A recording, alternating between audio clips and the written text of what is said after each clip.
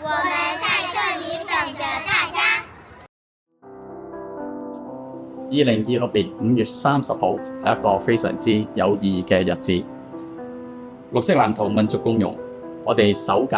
新疆孩子畫展落地香港。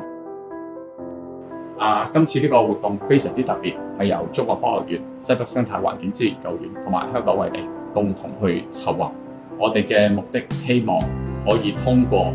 一個保育和教育計劃，讓冰川退燒，可以將新疆孩子嘅畫作作為佢哋第一次出海嚟香港東方之珠，希望可以實現環境保護、社會公益同埋民族共融。順德聯誼總會李金小學成為第一間傳承新疆孩子與香港孩子連結嘅學校。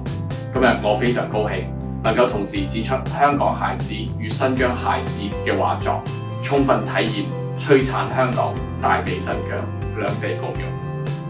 學校咧，舊年去新疆嘅時候咧，我哋有個主題叫做讓冰川退燒，為呢個地球嘅可持續發展出一分力。咁其實我見到同樣地啦，新疆嘅小朋友佢哋都以呢個嘅冰川、陸地、海洋做主題啦，然後去畫出佢哋嘅美好家園，希望咧無論係新疆啦，定係咧其他嘅人咧，都可以一齊去守護呢個咁美麗嘅地球。新疆嘅小朋友其實可能咧好遙遠，佢哋未必可以真係親身嚟到香港，但係我覺得帶住個畫作嚟到香港，其實等於好似將佢哋嘅夢啦，將佢美好嘅願景咧，可以帶嚟香港俾我哋小朋友，亦都真係促進到咧就係民族共融。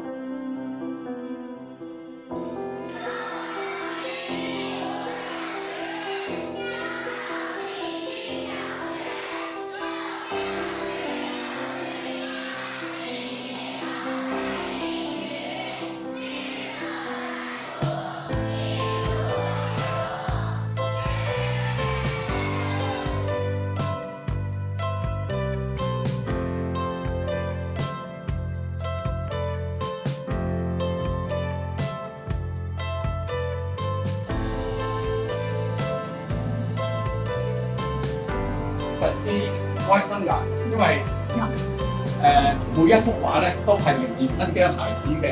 心願，希望能夠出海。咁今日有咁多嘉賓喺度驗證咧，我會將你哋每一個參觀員嘅感受，我會帶翻去新疆同學校嘅書記、校長同孩子去分享。非常之多謝你哋，令到新疆孩子能夠真係可以做到一個首次首嘗出海。